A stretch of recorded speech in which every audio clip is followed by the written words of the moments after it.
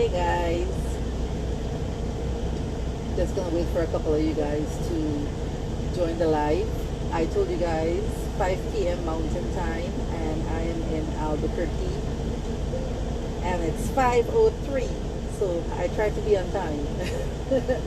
Hey Miss Cabral Bobby. Hey Plastic Earl Star. So I try to be very punctual, guys. I grew up being very punctual. My dad is super punctual. Like when he had to go to work, he would be at work like an hour before his job even started. So I grew up being very, very punctual. My father raised me to believe that when you're punctual, you are respecting people's time. So 5:03, and we're starting. So I'm in Albuquerque today. I see you guys. Let me wave back. Wait a minute. I have a chiropractor appointment tomorrow. My husband and I. There's this doctor here in Albuquerque. His name is Dr. Hightower, and I think he works on a lot of MMA fighters and stuff like that.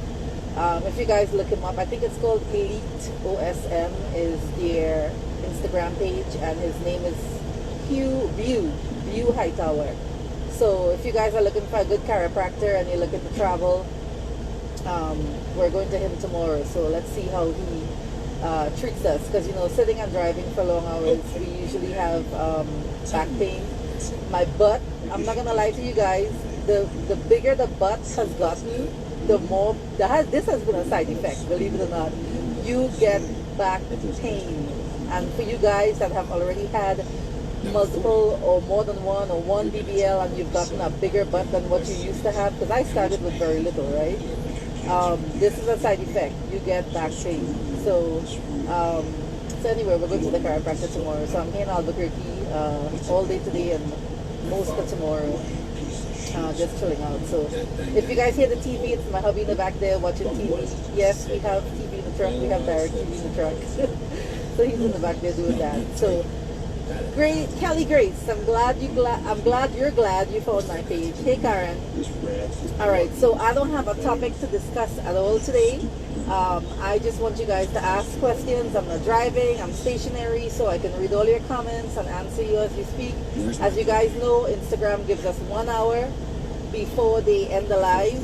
So what I'm gonna do is, if you guys have questions that I didn't get a chance to answer, after the 1 hour, I will restart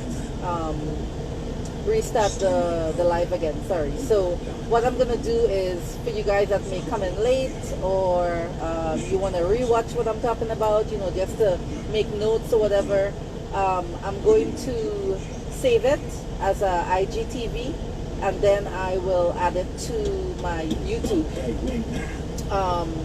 So hopefully that works, because I bought the new SD card and I still haven't put it into my phone. So anyway, all right, quick question from Cabral Bobby. Have you ever had a stranger recording you from the back walking? Yes. And also taking pictures, and then they don't realize, or they know or they don't know, that their flash is on, or that clicking noise your camera makes when you take a picture is on.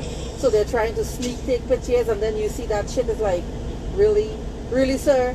I've never had women do that to me. It's usually men that do that foolishness. But, it comes with the territory of having a big butt or a small waist or a snatch look. 99% of the time I ignore people. Being in a very male-dominated industry, yes, I'm with my husband all the time, but there's a lot of times where I'm by myself, whether it's in Walmart or I go somewhere, or I'm in the truck stop by myself because I go into whatever, use the bathroom, do something, buy something, and it comes with the territory. Men are very visual. They're always, looking, and they don't see the big wedding ring on my finger, right? All they see is big butt. So they try talking to me, they try saying whatever. I mean, it's part of the territory when you have plastic surgery, and depending on how vixen and how snatched you look, some days I'm in a good mood and I pleasantly tell them I'm happily married and I'm not interested, or some days I'm like, do you not see this big wedding ring on my finger? Do you not look at that a woman's hand before you try talking to her?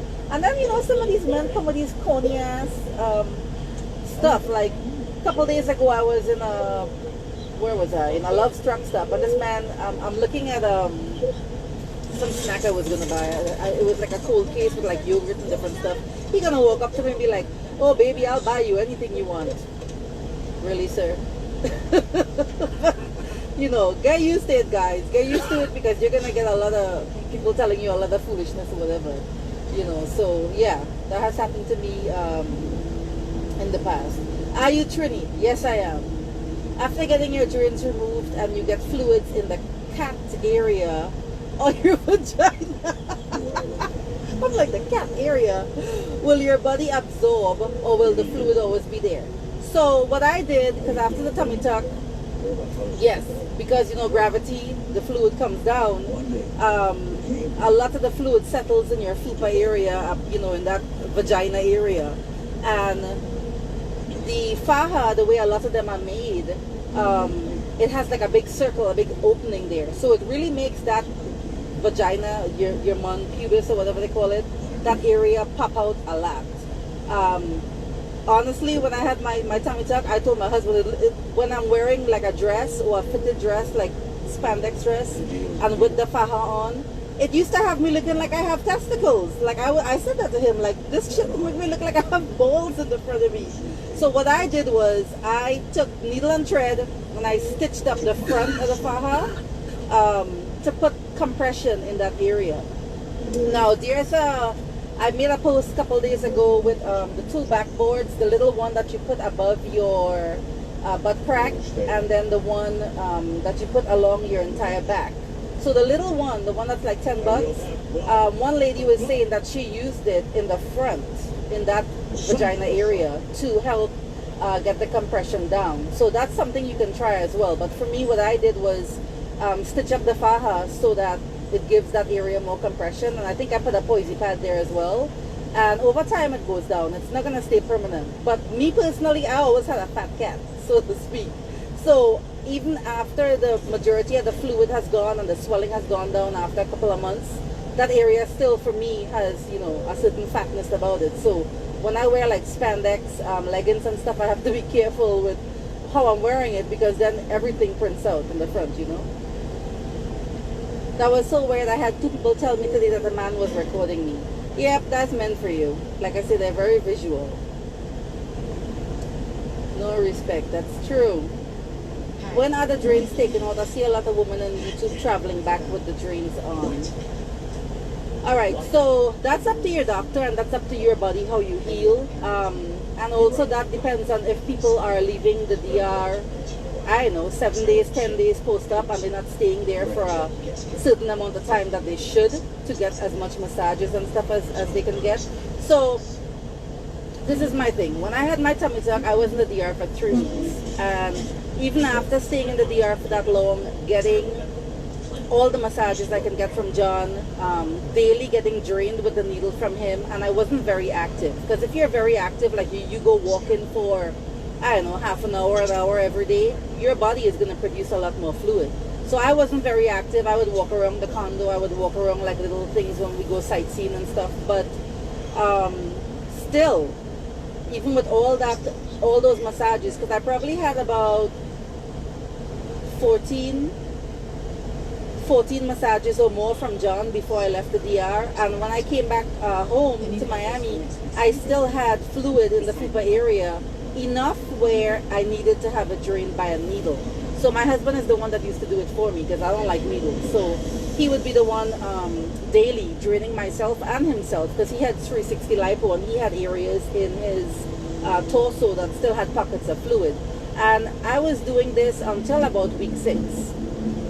After week 6 is when the body was absorbing the little bit of fluid that remained back where, and this is how you check, guys, how you check your fupa area to see if you have so much fluid that it could potentially bust your incisions back open because it needs to leak out and come out.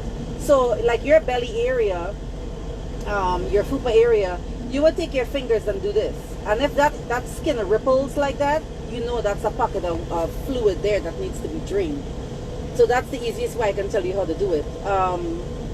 But these people that are coming back with drains, it could be because they're not staying down there with their for a length of time, for like 2 weeks or more post-op, and they're coming back too soon. My personal circumstance, my 50 mLs of fluid that would drain into the reservoir, that stopped at around day 8. So at day 8, my drains could have come out potentially. But Dr. Lawrence said, I want to keep it in a little longer, just to be sure. So I kept it in. He took it out at day 13 post-op. Now, you cannot keep your drain in. Like some people are talking about, oh, I want to keep my drain in for a month or for 3 weeks. The thing is, Dr. Lauren told me, even though you're not draining the 50 mLs and you want to keep this drain in, if you leave it for a long period of time, you run the risk of getting an infection from having that drain in you, and it's not really doing its job anymore. Now, when you get the drain pulled out, like the one client I have that I showed you guys, that black little container with all the fluid that she was draining out of herself with a needle, that when she got her drain pulled out, because you know she came back with her drain as well, and then her friend who's a nurse removed it for her. She was not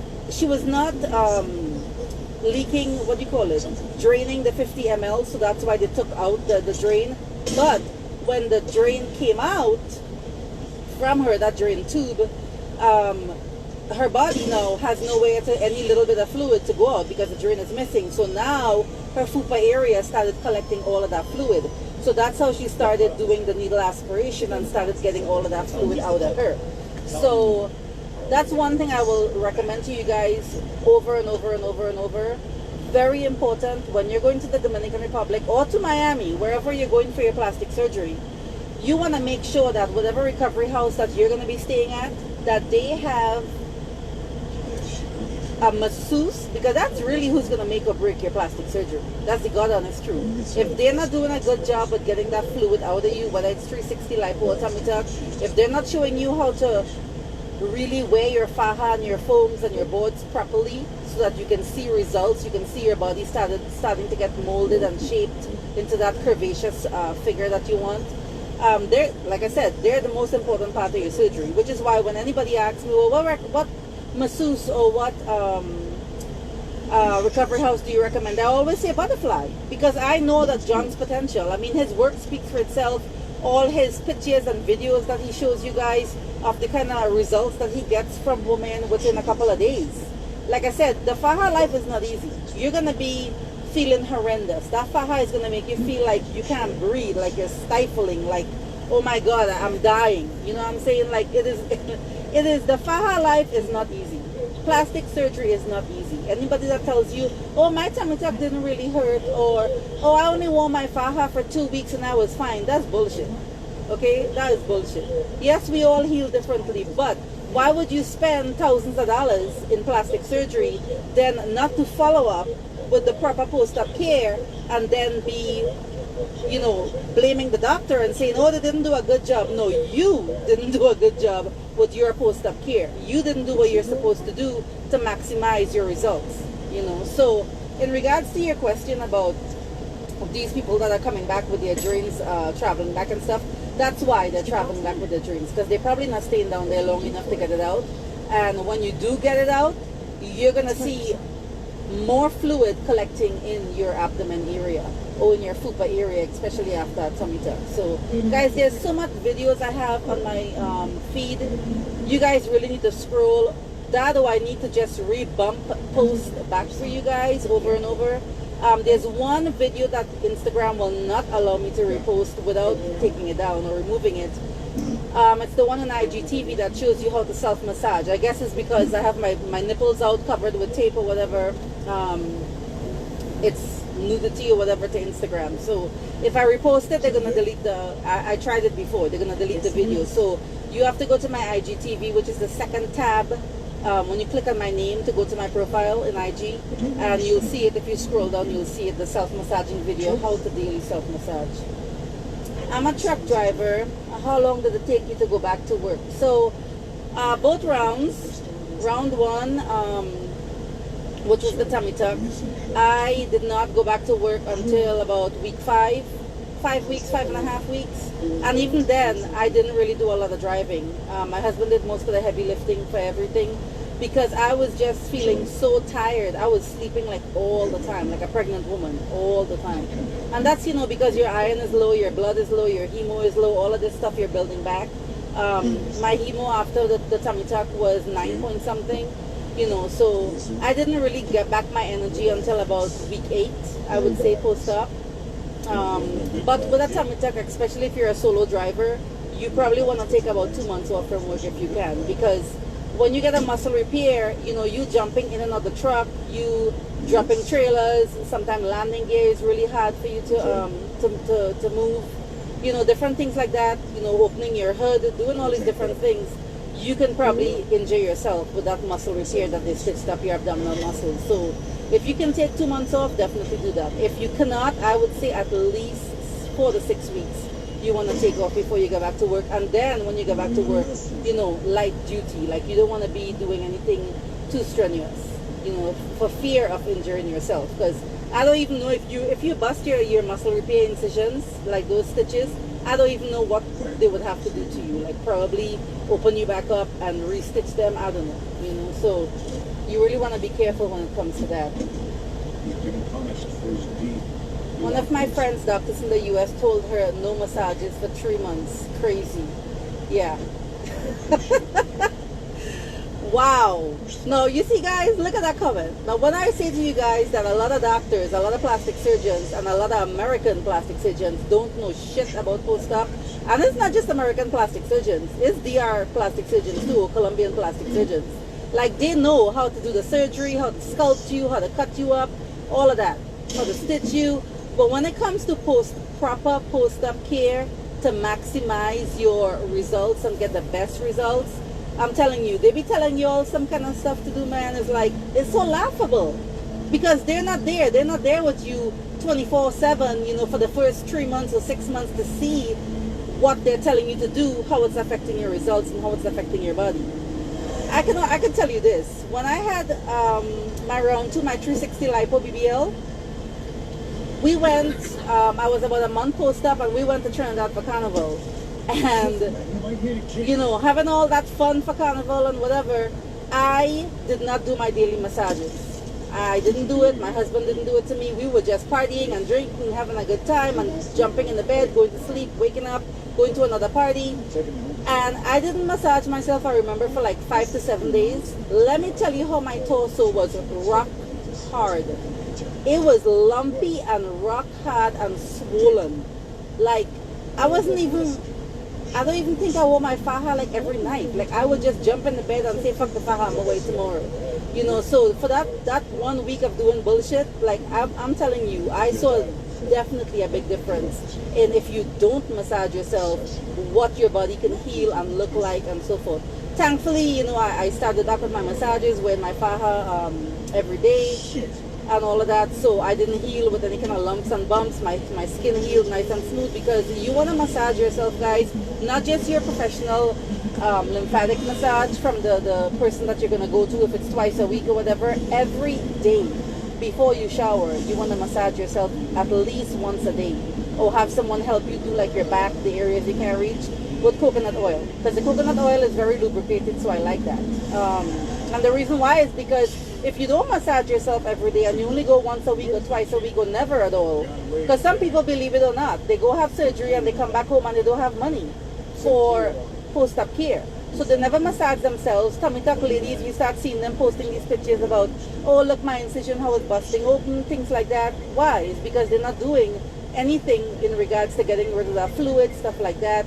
Or women go get 360 lipo, do not get one massage, don't massage themselves, and then they heal with fibrosis, and then they blame the doctor. You know, so you guys want to make sure after you have your surgery, whatever it is, tummy tuck or 360 lipo, you want to massage yourself at least every day for the first 3 to 4 months.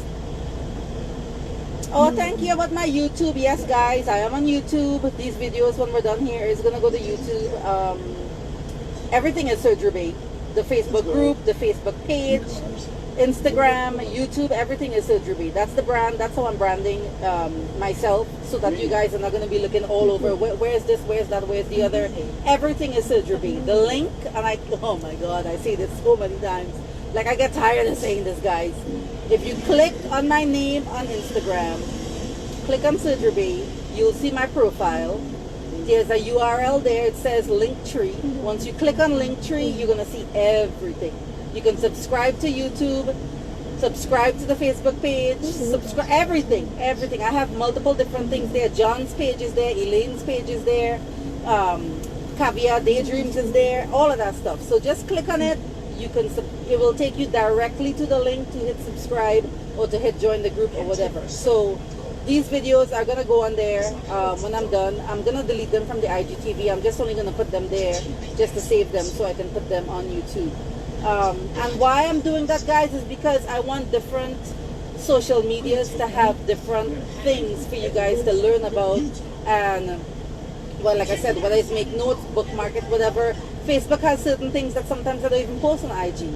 IG has things that don't go on YouTube, you know. So you want to follow all three. If you want to get information for different categories, different things, you want to follow all three. The Facebook group, my Instagram page, and the YouTube page. Your videos are so helpful. Thank you, Doll on the Making.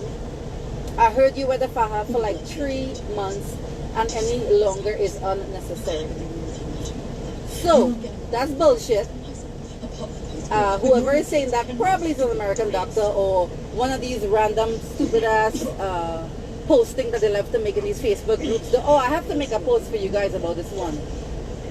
Sleeping in an anti-gravity chair and you cut a hole in the chair butt so that your butt can hang through. Guys, that is the fucking dumbest, stupidest thing I've ever fucking seen. And I'm gonna make a post on it because I saw this picture in a group and I'm like, people are really doing this dumb shit. Like, it kills me the amount of misinformation and the amount of stupid shit, like what this doll just said there, that's going around and people just believe it, buy into it. Don't do any research to find out why this is not true or if it is true. Like, come on, guys. You have to take an interest in your own well-being. I already had my surgery. I look bum as fuck. I know what to do. So I couldn't care less if you don't do what you're supposed to do. That's you wasting your money. That's not me wasting my money. You know what I'm saying? So no, that is bullshit plastic Earl Star. You want to wear your faja. If you're having 360 lipo and BBL, because that's what Miami is famous for, right? Making all of you all do 360 lipo BBL when you know your damn self needs a tummy tuck. You want to wear that faja for at least minimum 6 months, 24/7. Really and truly, you're supposed to wear your faja for 1 year, 24/7. And then after wearing your faja for 1 year, you're supposed to periodically wear your faja still. You don't have to wear your ab board and your foams, but you can just wear the faja with your tank top to keep training your body. Because believe it or not, once you stop wearing that faja, when you measure yourself, oh, my waist went down to 24 inches.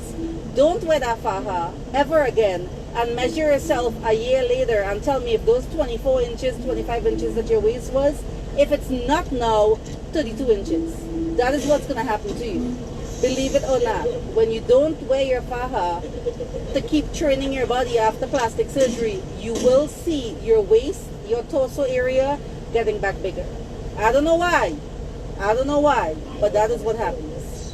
Now, I only take my advice, guys, from the OG people. And the OG people I'm talking about is Colombians and Dominicans.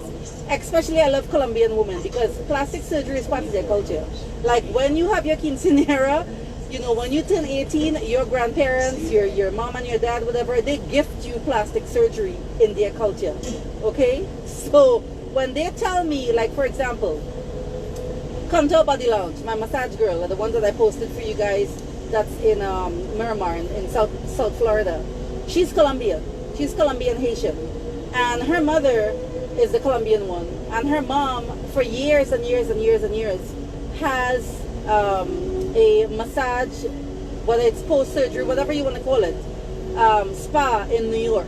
So she's been in the surgery world from since she was a child. And she told me that her mom would say to her and her sisters when they were like 12, 13 years old, oh, you're going to sit on the and watch TV for hours? Get your faja on. Yes, 12, 13 years old. Get your faja on. And since you're going to be lying down in front of the TV doing nothing, you might as well be shaping your body. So when I tell you the faja life is part of these people's culture, a lot of older women, you know, for years, their whole life, they've been wearing the faja, not as a post-surgery garment. They've been wearing the faja like a girdle to shape your body, like a corset. You know how women do corset training to get that small waist. That's part of their culture. So when they tell me, wear my faja for a year, I'm listening to them. So when I had my tummy tuck, I was in my faja 24/7 for a year. When I tell you guys I have multiple fajas, that's why I invested. The Lipo Express faja that I wear now, I think they're 125 per faja. I probably have like 4 or 5 of those fajas. Because what I would do is every day I'm wearing this. I don't wear it now. I need to get back in my faja, to be very honest with you guys. But after my tummy tuck and after 360 lipo, I was in that faja all day, all night. Summer, winter, spring, fall, I was in my faja. I would only take my faja off to shower. Then you want to wash it by hand in the shower and put it to air dry, because when you do it in the machine with the washing machine and the dryer, that dry rots the elasticated material in the faja material and it makes it get dry rot. Your faja, you're going to see the elastic thread like ripping out. You're going to have to get a new faja. So you want to air dry it and hand wash it like when you're taking a shower. That's what I would do. And then I would just hang it up to air dry in the truck here. You can hang it in your shower on a what do you call those things? Clothes hanger in your bathroom. So I would have a clean faja every day. Especially women, when you're having your period, you know, me with the fibroids, I have ridiculously heavy periods. So my faja definitely gets messed up. So if you guys have heavy periods and you only want to have one faja for your entire surgery, I don't know if you're going to wear a dirty faja every day, but I'm not going to. So that's another reason why you want to at least have 2 fajas, so that when one is dirty, you can go in and out the other one back and forth. You know, so the faja life, guys, you want to wear that shit for the first year 24/7. You don't have to wear your ab board beyond, honestly, for me, I only wore my ab board for the first 2.5 months. If you want to still wear it periodically, like let's say just to sleep at night, and then when you wake up in the morning to go to work, you take out your ab board, you just wear your faja with your tank top, you can do that at about 2 months, 2.5 months post-op. You don't have to wear your pads and your boards and your foams and all of that anymore. It can just be faja and tank top. But for the first 2 months, 2.5 months, you want to have that ab board in. You want to have your lipofoam or your poisey pads, because that's going to protect your skin from getting faja burns. I actually got a little faja burn round 1 on my waist, and that was no fault of John. That was no fault of anybody's fault. It was just the faja was super tight, and in that little crease on my waist, on my side, I didn't have the poisey pad, like it was not covering that area. So it was just like the faja and the tank top only, and that's why I got a little faja burn. It becomes like a little cut, and then it heals for itself. So you want to prevent that, because that can get a lot worse. It can get turned into a raw, yucky, you know, depending on how your skin heals. So wear your faja, guys. Get into your faja even after let's say the 1 year, your 2 years post-op, your 3 years post-op. People still wear their faja to keep their body trained the same way you do with waist trainers and whatever. You want to keep doing that to keep your figure and that silhouette. Doesn't swelling go down naturally eventually? Eventually. I was still swelling after my tummy tuck until like month 7. I still had some swelling. Like I would take my faja off, go to the beach, or you drink some alcohol or whatever, you will see your belly is going to start looking puffy, the skin is going to get tight, you're going to feel the swelling. So, you know, eventually, yeah. Thoughts on Dr. Medina? Is that Tanya Medina? I mean, she's a fine doctor. I have never really heard a lot of bullshit about her. There's 1 or 2 people that are complaining about getting lipo burns from her and stuff. But depending on your health, depending on how your body heals, depending on if you have any kind of underlying issues like, oh, I'm not diabetic, but I'm pre-diabetic, or I may have sickle cell anemia, or I have the trait. All these things are reasons why you could possibly be more susceptible to getting lipo burns. So, I mean, from my understanding, there's a few people that complained about her with the lipo burns, but beyond that, she's not known to be negligent, killing people, you know, having infections, things like that. So some of my clients are actually going to her for their surgery. So there's nothing bad I can really say about it. To be like, oh no, beware, she's not a Desenia. She's not killing people negligently by experimenting on them. And guys, that's another thing we're going to talk about in this live, probably in the next live when it comes on next hour. But some of the things that has been coming to my attention about this man experimenting on people with the different type of surgeries that he's doing on them, that normally is not typically done, and then what's the outcome, why I'm seeing experimenting, because what's happening to them after. Because my thing is, if you're a skilled doctor and you've done certain procedures numerous times, then people should not have issues with what you did to them after their surgery, because you're experienced, you know what you're doing, right? For an office job, do you think 8 weeks? For what, the faja? Or what? What are you talking about for 8 weeks? Thank you, I'm local and I jump in and out of the truck a lot. I was only going to take 6 weeks off. I'm glad I caught this live. You are welcome. Well said, babe. Thank you, babe. I thought you were it for a year. Yes, the faja, yes. Yes, for a year. Who was your doctor? Dr. Lauren did my first 2 rounds, guys, and I am new to your page. So scroll, Future Doll Mercedes 2020. Scroll through my feed. Bookmark stuff, screenshot stuff, make notes. There's a lot of stuff in there that's going to prepare you for before, during, and after surgery. Knowing damn well you need to talk. Yes, guys. I don't know why Miami doctors do that to some of these ladies. They know they're plus size women, they're big women. They know that their belly is sticking out. Why are they not giving them a tummy tuck to give them that nice flat stomach? And then they're telling them, no, you can just do 360 lipo BBL, and then afterwards they have all this damn loose skin and they're not happy, or they heal with fibrosis because, you know, they're not getting their massages, whatever, and then they got to come back and do, what do you call it, a tummy tuck. So now this doctor, whether they go to him or to another doctor, they're getting double money because now you're unhappy and you got to come back and fix shit, when you gotta just do a tummy tuck and be done and over with it, you know? So I'm here in Albuquerque, right? I told you guys. And there's so many meth addicts here in Albuquerque. It is ridiculous. 2 of them just came to the truck there. I don't know, they're probably gonna ask for money, they're gonna ask for whatever. It's crazy because you be seeing them out here just tweaking. Tweaking, like this one lady, she was so high. I sat in my truck just staring at her. She was sitting on the floor and she was trying to stand up. It took her like over a half an hour to go from sitting to standing. And she had like a bag or something and she just could not stand up and hold her bag and walk away. Like that shit was crazy. Are you from the West Indies? Yes, gal, I'm Trini. Yes, I'm from Trinidad. I love your accent. Thank you, babe. Somebody said 1 faja. Oh my God. I'm telling you guys, you gotta invest, guys.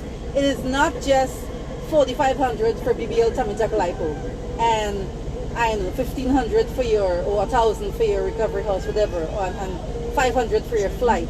You gotta put aside money for unexpected shit when you go to the DR for surgery that could possibly happen. Tests, blood transfusion, the doctor raising his price because now we see it's more work he needs to do on you.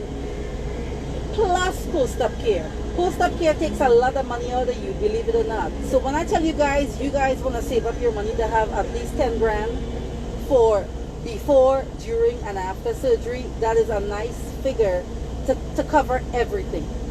And like I keep saying, it makes no sense to me to go and spend $8,000 in plastic surgery and then afterwards you can't spend $150 on a faja, or you can't. And I'm just saying, subscribe to my Surgery Bay experience because you don't want to spend $250. And then you know what? You're messaging me, my incision is busting open. I don't know what to do. My belly button is leaking. I don't know what to do. Like, what do you want me to tell you? All the information is there on my page and on all the different forums I have. What do you want me to tell you? I have, guys, there's only 24 hours in the day. Like right now, I should have been doing something with my Amazon right now and my Walmart, my affiliate link with them, and I didn't. I said, you know what, let me do some live because I haven't done a live with you guys in probably 2-3 weeks or something like that, you know. So there's only 24 hours in the day for me to answer questions, help people. Now I open the Facebook groups, I gotta answer stuff over there too, besides Instagram. People comment on YouTube as well. I mean, I had to close down the WhatsApp group because I couldn't keep up and do my regular job and do my other little side hustle business and all of that, and my clients then message me. I'm one person and it's 24 hours, you know what I'm saying? So when people message me with like little things like, what does MR stand for? Could you please not Google that? You're in the surgery world now. You're asking me what does MR stand for, or what does TT stand for? Like, Come on, man. These are like simple things that if you really do your research, you can find the answer to that. You know what I'm saying? Hey, Harry Slintic. That's one of my surgery bay experience guys, clients. Lilani, I love you. She went to Dr. Earl. No, Dr. Harry. My bad, Lilani. Dr. Harry. She went to Dr. Harry in Miami. Do you recommend getting lipo or tummy tuck? It depends on how you look. Like, look at my before picture. There is no way in hell I could do lipo and look good. Like, I had to do a tummy tuck. I had to cut out all of that super fat. I had to get that muscle repair because my, what do you call it, abdominal muscles were separated. So even if they did lipo on me, I'm not going to have no snatched tiny waist, flat belly or whatever, you know. So it depends on really how you look. Discuss some possible one-round doctors with all things being equal. Are you talking about just doing one round of surgery, one and done? Again, that depends on how you look, guys. Like, okay, Miami doctors, there's a couple doctors in Miami that I like their work, I like how it looks. But that's for people who have a BMI of like 26 to 29 BMI. You know, people who are slim, people who don't have a lot of fat that they need to get lipoed out of them. Miami doctors work well. Dr. Magic Mike, Dr. Williams, Dr. Chang, what is his name? Mendieta. They do nice work, but you have to be slim. You can't be at 35 BMI like me and expect to go there and have them work some kind of miracle.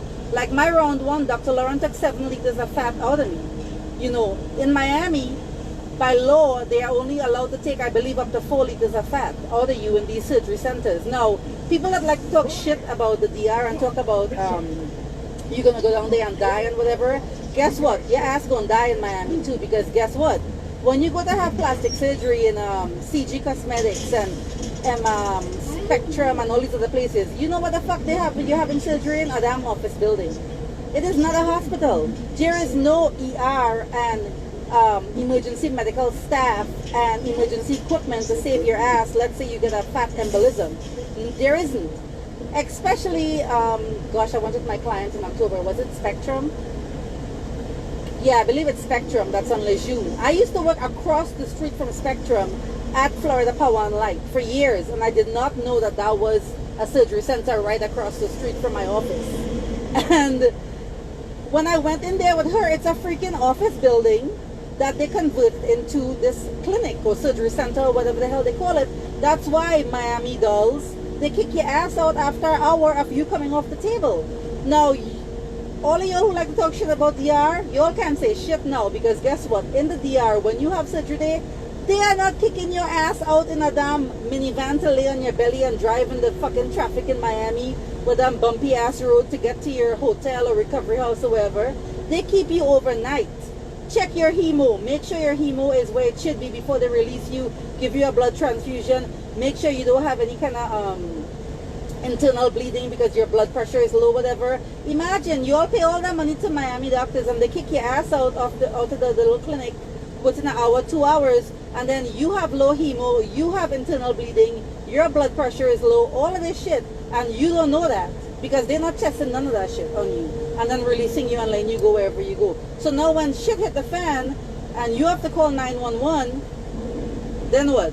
You just spent what, $6,000, $8,000, $10,000 on this trip to Miami, and they're not even giving you basic care like that. Y'all can't talk shit about the DR, sorry. So discuss some possible one-round doctors with all things being equal. That depends on your one round, honey. You know, like some of us, especially bigger BMI women who want the vixen look or the snatch look, whatever, and want to do it safely.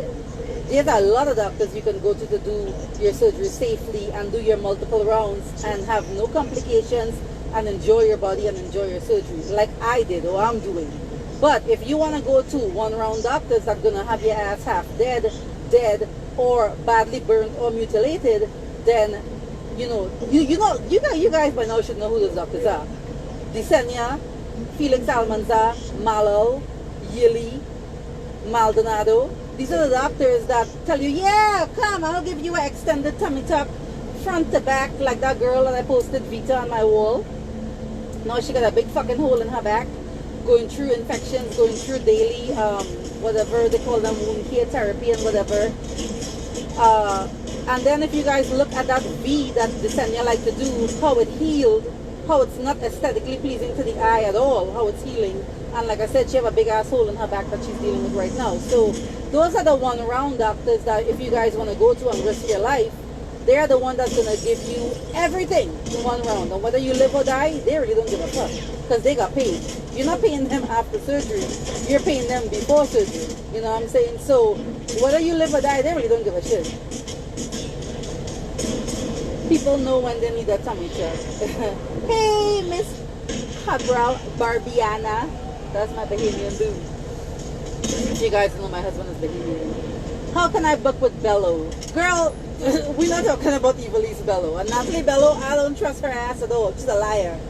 Evilise Bello is the one that just had that death a couple days ago and has not released a statement as yet about Yvette Ordonez is her name. She's Honduran from New York. She has not released a statement. I have messaged her and written on her Instagram, are you gonna address this person's death? Crickets, not a damn word. So besides that, there has been a lot of dolls lately complaining about her work. Like one doll I know was messaging me and telling me about her arm. She had an arm lift. One arm, the scar, the stitching, everything is really nice and neat. The other arm is all janky looking. She asked her, like, what the fuck? Why is my arms, both of them looking different? Evilise Bello told her, oh, I was tired, so my assistant finished your arm. Really, ma'am? I paid you all this money for you to tell me you were tired, so your assistant finished me and got me looking janky?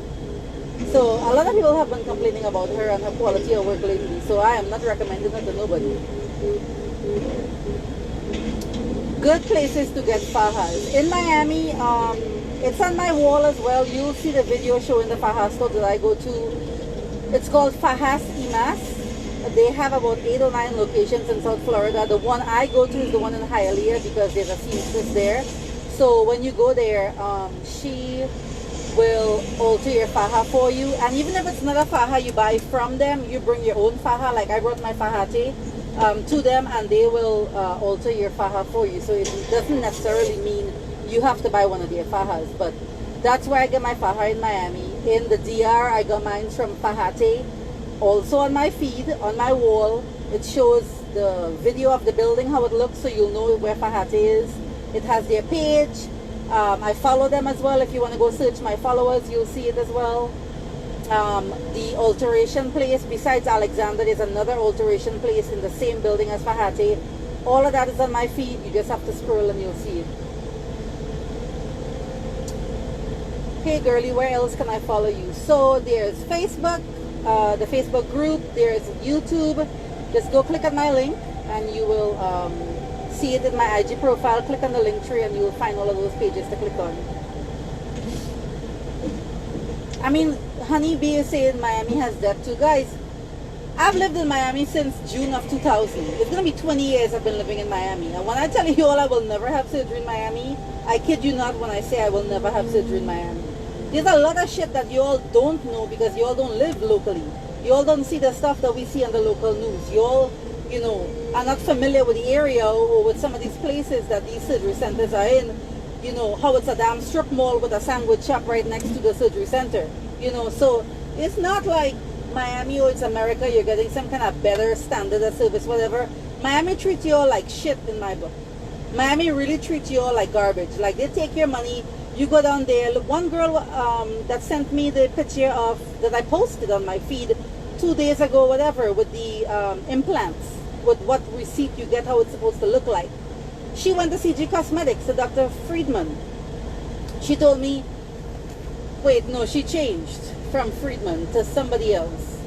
Because while she was there in CG Cosmetics, she said it was like a madhouse down there. It was horrible. If they was going to refund her all her money, she was going to leave and go back to New York and not have her breast implant surgery done. Because how, like a fish market it was.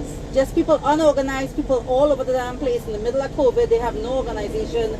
How, I guess, for her unclean the place looked and, you know. So don't think that, oh, it's America and Miami is better than the DR and you're going to be getting some kind of American Ritz-Carlton standard up here. No, honey. I'm telling you, I live in Miami 20 years now. Miami is not treating you any better than DR. If anything, the DR have a better service and treat your health and your well-being better overall than Miami. Because for the life of me, I cannot get over, seriously, my patient that I went to Spectrum with, how she had surgery and her surgery ended at 11:45, and they called me at 11:45 and told me she's out of surgery now. You could come pick her up in an hour. An hour. Could you imagine getting a tummy tuck, lipo, breast lift and reduction, and in an hour they're wheeling you in a wheelchair to the car, so you now have to climb in a car, and you're in all this pain. You still have all this anesthesia in you. She's dry heaving, vomiting in a bowl in my husband's hands, and my hubby is trying to get her in the back seat of the car so I could take her to her hotel. And she was so lucky that I was in Miami for Miami Carnival when she had her surgery in October of last year. And I saw that with my own two eyes. I couldn't believe what I was seeing. An hour. Let me tell you, when I had my tummy tuck, I can't even begin to describe that muscle repair, especially how much pain I was in. Like 20 out of 10. I can't imagine how this woman we were able to move her and get her in the damn car. And then Miami with their badass road. So now I'm driving slow and we're still bumping all over, and I'm hearing her in the back moaning and groaning.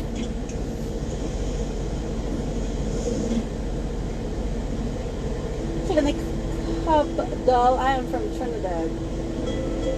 I paid $11,000 for my Lipo 360 with transfer to the hip.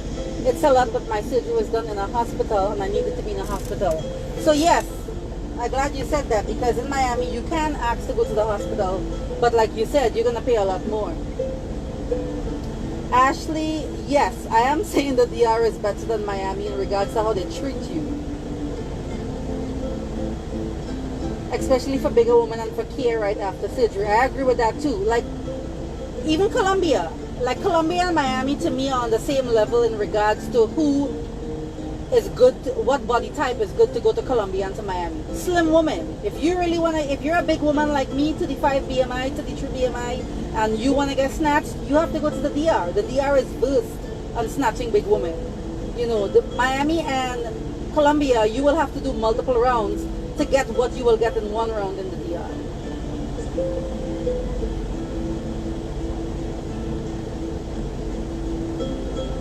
Yes, Juju, Bello had a death. Evilise Bello. What happened with Duran during surgery recently? So Duran had a death as well, but I don't know the particulars of what the woman died from. I think she was saying that the person died from maybe an adverse reaction to the anesthesia, because she claimed, that's what I heard, that's what the streets are saying, that she said that the person died before she even started surgery on them. So it could be that they had an adverse reaction to the anesthesia. Now, when you're having surgery in the DR, before you get marked up by your plastic surgeon, before or after, the anesthesiologist comes into the room and talks to you, asks you if you're allergic to any medication that you're aware of, things like that. So you need to have all that information ready for them. So if you have to get certain tests or whatever done in America or wherever you live, London, England, wherever, you want to get all that information and have it available for them. Whatever doctor, letters, paperwork, whatever, bring it with you. Because when you go to the DR, guys, they are not doing no extensive tests on you to know anything. You're getting things like the EKG, the chest x-ray, blood tests, pee tests, urine tests, and the blood test is checking things like HIV, AIDS, STDs, your hemoglobin count, your blood glucose level if you're diabetic, pre-diabetic. But it's not no major testing to be like, oh, well, this person has this, that, and the other. You know, if you're not aware of it, you need to have that information ready and go down to the DR with it, because they're not going to test you for no in-depth whatever. And then also, a lot of women are going down there and having surgery and not even doing something as simple as a hemo test. For the life of me, I don't understand this. How are you getting yourself in a situation with all of this surgery stuff and you're not doing nothing? You're not doing anything to get your body prepared for surgery. You're not getting eating healthy, doing all the prep your body to be in its healthiest state to have surgery. You're not getting a hemo test. You're not going to get any kind of test done by your PCP or a clinic or whatever here in America. And you're just buying a plane ticket, applying for a passport, and going to the DR. And then you get down there, and then what? Then what? You don't tell a doctor you smoke or you do hookah or you do weed or whatever. You don't tell a doctor nothing like that. And then we hear people dying and stuff. And then it's like, oh, well, I don't know. You know, I don't know what happened to them or whatever. So, guys, you got to take what do you call it? Interest in your own health and your own life. Name a couple of doctors you recommend to perform surgery in the DR. There's a lot, guys. There's so many doctors. Scroll on my page in the IG, and I have, even in the highlights, I have it in there in one of those that says tips. It's like 45 doctors or something like that you guys are in Santo Domingo that are unheard of, that you guys have never even heard their names called. You know, a lot of you guys haven't heard about them. And they do nice work. They're safe doctors. They're not known for having deaths and infections and burns. But go to their page, look at their work, type their name into Google, into Real Self, into Facebook groups that you guys may be in, type their name and see what comes up if somebody's talking about them, whatever. That's how you do research on these doctors. I mean, there's so many to name that does nice work, that does, that they're very professional. You don't have to worry about them being some kind of money hungry, whatever. I mean, yes, it's a business they're running. They're all in it to make money. You know what I'm saying? But they don't come across and act like, oh, I just want your money. I don't care if you live or die, you know. What are your thoughts about having surgery in Mexico? So, I'm not big or versed on Mexican doctors. There's one doctor I follow, I think it's Dr. Baez at Silhouette is his name. His work looks really nice, but he does a lot of pictures of on the table. You know what I'm saying? Not pictures of dull 6 months and a year post-op. So I don't know how people look after, but his work looks nice on the table. Somebody was telling me that he's had some issues with, I think, either infections or deaths or something like that. But I really do not follow Mexican doctors, so I really can't tell you anything about who I like, who I don't like. Same with Colombia. I don't follow Colombian doctors either. You know, and the reason why is because I have no interest of going over there. You know, I have no interest of going over there, but the DR, that's my thing. You know, I have a lot of interest in going over there, so that's why DR, I would say, is my forte. Well, I know nothing about Houston. So do you think Duran is good? Yep, Duran is a very good doctor. They call her the queen of the Barbies, so she's good at what she does. I have had people that complained and said they weren't happy with some of her work that she did on them. You know, so again, multiple things could be the reason why they're not happy. Whether they did what they're supposed to do post-op or they didn't, you know, so I don't know. But some people are happy with her, some people are not happy with her. My hemo was 12. Do you think I'm close enough? I mean, 12.5 is the minimum they want you to be for surgery for multiple rounds. Me personally, if I'm having surgery, I need my hemo to be 13 and higher. You know, the higher your hemo, the longer you can stay on the table, the more aggressive they can be with your surgery.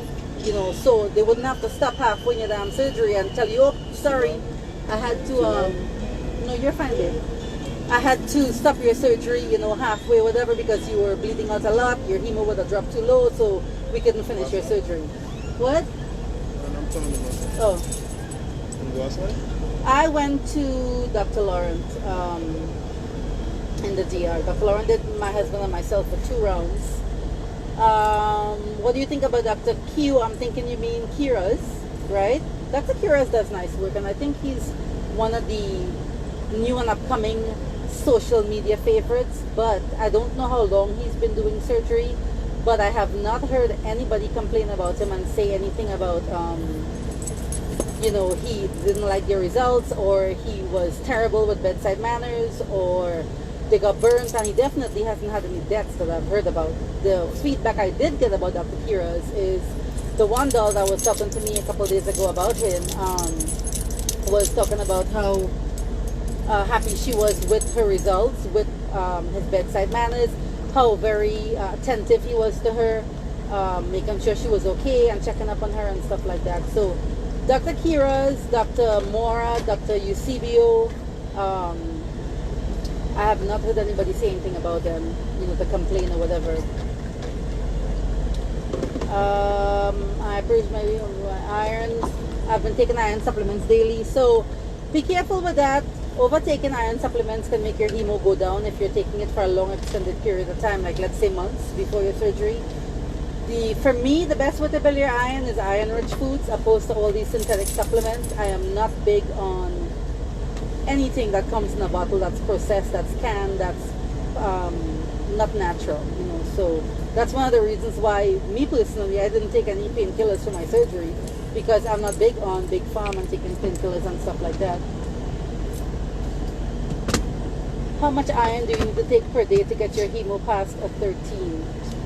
Baby, can you hand me the iron that's in the bag with the cinnamon and stuff? The white bottle, please. I'm gonna show you guys this iron that my doctor prescribed to me. It's not even prescription. You can buy it and it's on my page too, guys.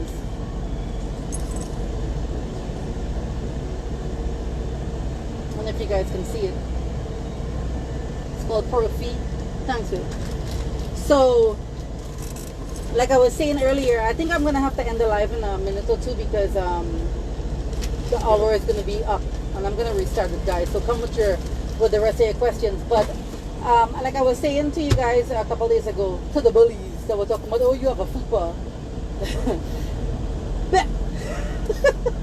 I don't mind it.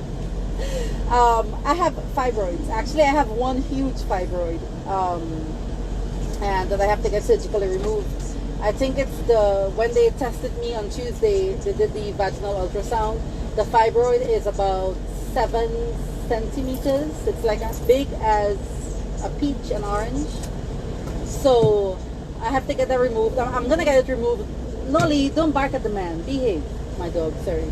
I have to get it removed. I want to get it removed before my next surgery. So I already spoke to my surgeon. He told me that yes, if I get the fibroid removed in September, I can have my surgery with him in December. So I'm hoping they can schedule me to have the surgery pretty soon and get that out of the way. But one of the downsides of having fibroids is I have ridiculously heavy periods. Very painful, and like so super heavy that I have to wear a tampon and a pad at the same time. And I have to change my tampons like every 15 minutes, 20 minutes, like on my heavy day. So that's the downside of fibroids, and it also makes your hemo low because you can't seem to keep your iron up. And you have good sex drive. Baby, what the fuck? Really, Papa? Anyway, so my iron last I tested in June, it was 11.8 was my iron. So I'm talking to my doctor about, okay, I need to get my iron up. This fibroid obviously is, not doing really well with my iron. So he told me to go buy this iron over it's on my page. On the feed, you'll see it. It has there what to Google, and it's the website, everything that you can buy it. So it's to take one a day. With it, you want to take vitamin C. Hey, Jackie baby, you want to take vitamin C with it. You want to take it on an empty stomach. If you're eating eggs for breakfast, you want to eat eggs for breakfast about 2 hours after you've taken the iron. Your folic acid and your B6 and B12. So I'm taking it. We'll see next time I check my hemo where we at or whatever. And God willing, once I have this fibroid removed, that it's gonna have my hemo go up even more for my surgery. Because last surgery I was 14.7. So I really want to get my iron back up there. And that 14.7, guys, that was with 0 supplements. That was just food only. Because iron-rich foods that I love to eat is beef, liver, shrimp, and greens. Whether it's kale or spinach. If you eat that like 3-4 times a week, incorporate it. Thank you. For what? Sorry, I'm hungry. Baby, go get your food. It's right there. I'm hungry. She has to cook it for me. Sorry. Anyway, guys, so that's what I eat. That's what I eat, and that's what's going to raise your iron. Guys, iron does not raise in 1 week, 3 weeks, or whatever. So it's something that if you're doing the iron supplements, you want to test yourself every 6 weeks or so to see if your iron is going up or going down. So we have 25 seconds. I'm gonna end the live, and I'm gonna come back on. Give me 1 or 2 minutes, and I'll be back on with you guys. And we will answer some more questions. How long do you recommend taking the iron before surgery?